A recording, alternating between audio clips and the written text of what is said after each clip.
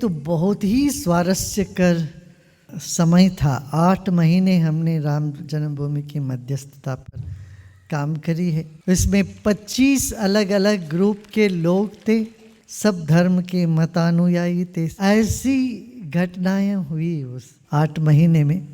यह मामला आसान नहीं था। 8 महीने की कड़ी मेहनत के बाद गुरुदेव और उनके साथियों ने हर एक पक्ष से बात की और शांति का एक रास्ता निकाला। पर जानते हैं इस बीच क्या क्या हुआ? इस प्रक्रिया में एक और अनोखी बात थी, भाषा की समस्या। हमारे साथ जो 2 जज थे, उसमें जो हमारे चीफ जज थे वो तो हिंदी बिल्कुल भी नहीं समझते थे, और जो लोग आते थे वो थोड़ा इंग्लिश बोलने वाले थे। मैंने हिंदी और इंग्लिश का मिलाप। बाप रे, कितने 3-4 पीढ़ी के लोग उस केस में लड़ते लड़ते 550 साल पहले जो भी आता शुरू करते हैं 1657 वहाँ से शुरू होता है कहानी। और हमारे जज एक दिन आके बोले, गुरुदेव आई कुड नॉट स्लीप, 1657 दिमाग में आ रहा। जो भी आता वहाँ से शुरू करते हैं, क्या हुआ कैसे हुआ।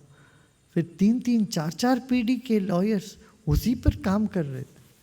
हमारा तो सुबह 7-8 बजे शुरू होता था, शाम को 8 बजे तक चलता था। बीच बीच में हमारे 2 जज ना वो चाय पीते रहते थे, कहते थे sir you need energy. Gurudev doesn't need any energy, we need. तो हर घंटे में चाय पीते थे, कॉफ़ी चाय कुछ ना कुछ। और वो आज 7-8 बार पीते तो मुझे भी 1 बार 2 बार पीना पड़ता। फिर एक युवा वकील आए और उन्होंने एक अनोखा उपहार दिया। ऐसी कहानी, एक विचार जिसने सबको चौंका दिया। एक साधारण परंतु गहरे विचार की कहानी।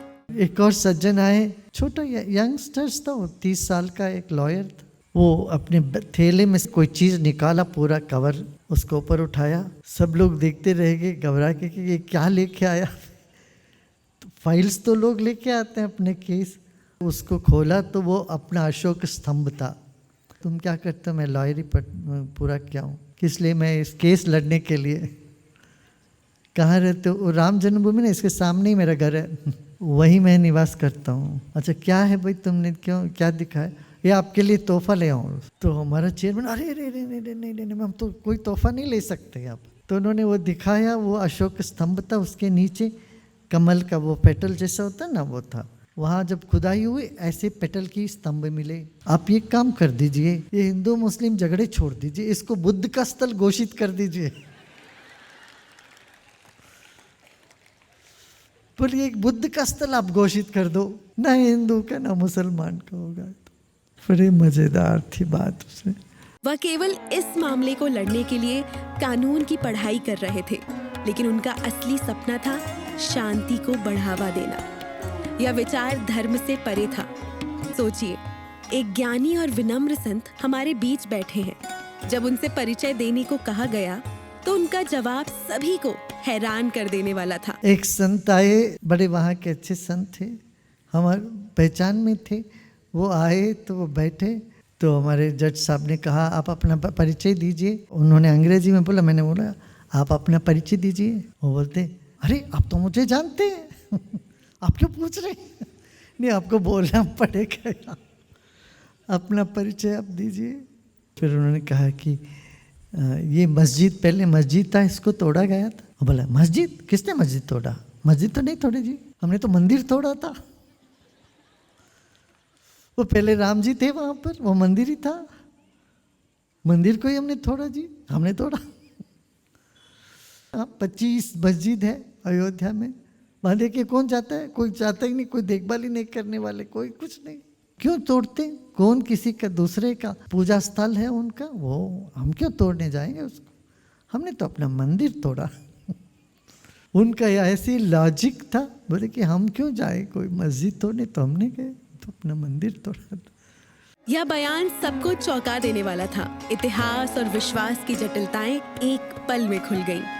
हिंदू और मुसलमान वकील जो कोर्ट में एक दूसरे के खिलाफ थे, पर देखिए कोर्ट के बाहर वो कैसे रहते थे। दोनों विपक्ष के लोग, वो हिंदू और मुसलमान जो लड़ते थे, वो एक ही टैक्सी में आते थे, साथ में बैठ के चाय वाय पी लेते थे, क्योंकि उनके बाप भी दोनों लड़ते थे उसके केस में, उनके दादा भी लड़ते थे ऐसे साथ साथ। तो वहाँ से वो फरीदाबाद तक आना है ना, टैक्सी में दो दो किराया क्यों दे, एक ही टैक्सी में किराया बांट के आ जाते थे। और माहौल आखिर में इतना अच्छा हो गया था, सब लोग चाहते थे सल्यूशन हो जाए, ऐसे आपस में एक मैत्री भाव बन गया था।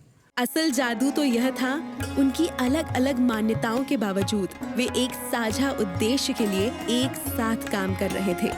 क्या आप जानते हैं कोर्ट के अंदर गुरुदेव को खाना कैसे पहुंचता था? बहुत दिलचस्प है ये।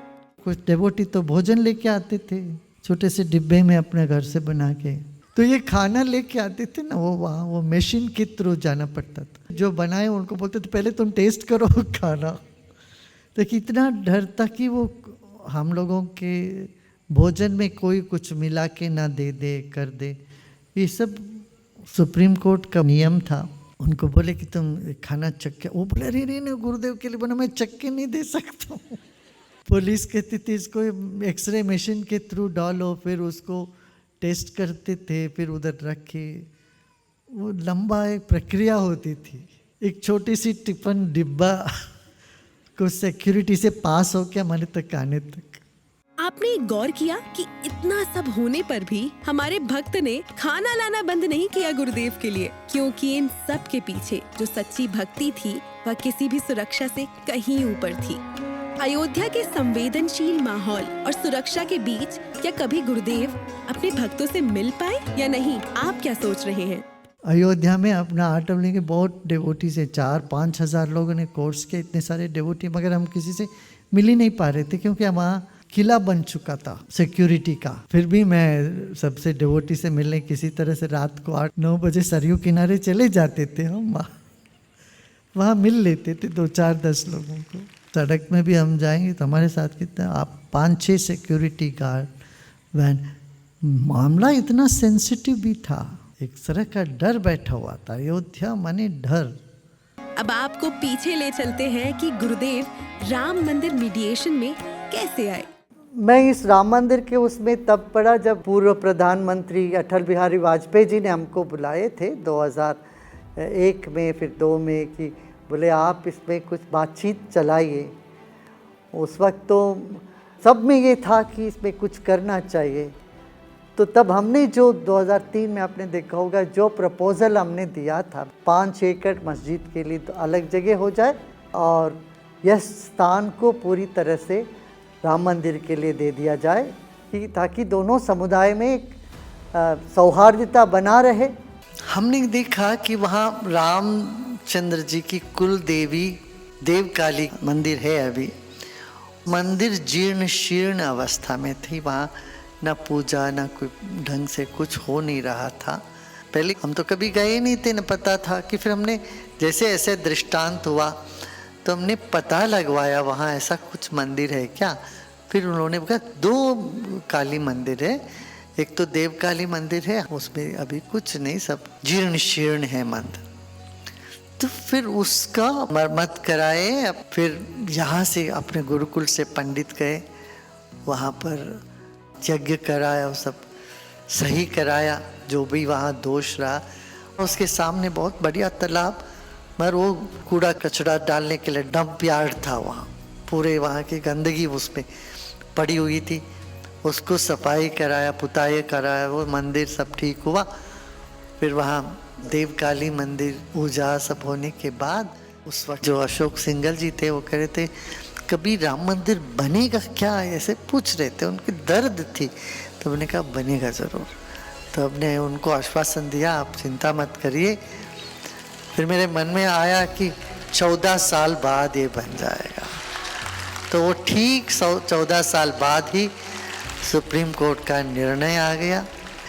3 साल लग गए मान लो, अभी मंदिर बन रहा है। यह यात्रा सिर्फ राम मंदिर तक सीमित नहीं थी। सुप्रीम कोर्ट ने जब गुरुदेव से कहा कि उन्हें मध्यस्थता समिति में शामिल किया जाएगा तो यह और भी चुनौतीपूर्ण मोड़ पर पहुंच गई। चलिए जानते हैं। चीफ जस्टिस रंजन गोगोई जी ने कहा हमको गुरुदेव ये देखिए 8 संदूक है यहाँ, इतने बड़े बड़े संदूक, इसमें जो डॉक्यूमेंट्स है इसको हम ट्रांसलेट करेंगे, 12 से 18 संदूक हो जाएगा। ये मैं सुप्रीम कोर्ट के सारे जजेस को इसमें यदि लगा दूं तो मुझे 2 साल लगेंगे इसको स्टडी करने में, इतने सारे मटेरियल है। तो ये काम आपको करना पड़ेगा। आप ये जो 25 अलग अलग पार्टी है इनसे बैठ के बात करिए और चंद बिंदुओं पर इन सबको लेके आए। आगे से हम फिर जजमेंट का हम आगे का बहस हम कर लेंगे। तो हमने कहा तो हम तो लॉयर नहीं है, मैं तो साइंस का स्टूडेंट हूँ। नहीं तो नहीं आप करेंगे, आप कर सकते। तो मैंने कहा ठीक है, ये राम का काम है, देश का काम है। वो फिर हम 8 महीने तक लगातार रोज बैठते रहे, सुनते रहे हर पार्टी को, रोज 8-8 10-10 घंटे।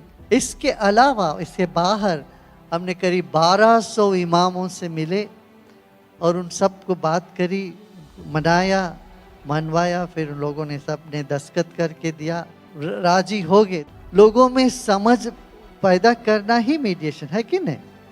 घर पे 2 आदमी के भीतर झगड़ा होता है तो एक दूसरे से बात करो, समझाओ, समझ करके आगे बढ़ी जाते हैं।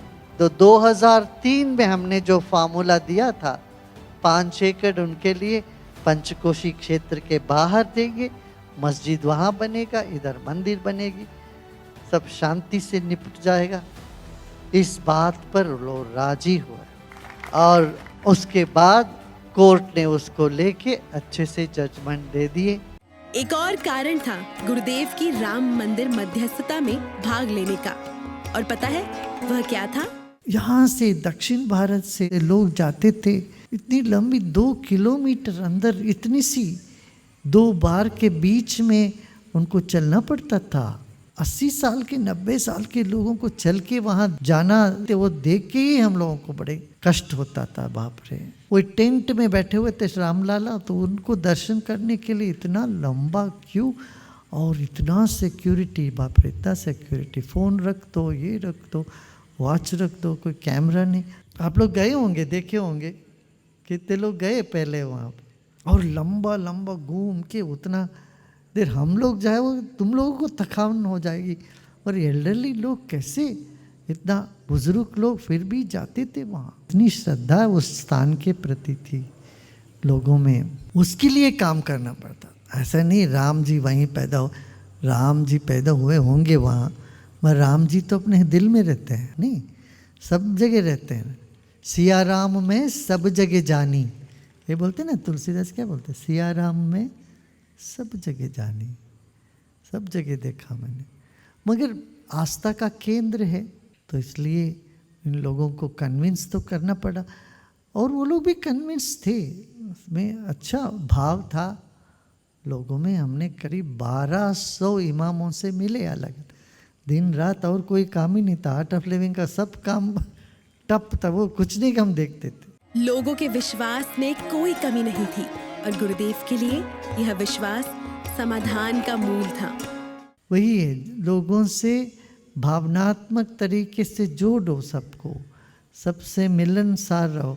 ये रामायण का ये भी एक मैसेज है क्या, जैसे राम केवट को गले लगा लेते, वहाँ जाके शबरी से गला लगाते, फिर यहाँ किष्किंधा कर्नाटक में आके यहाँ जो वानर लोग हैं उनसे गले लगा लेते हैं। तो सबको अपनाने की कला जो है, वहाँ गए विभीषण जो दूसरे देश के राजा के भाई था, उनको गले लगाया।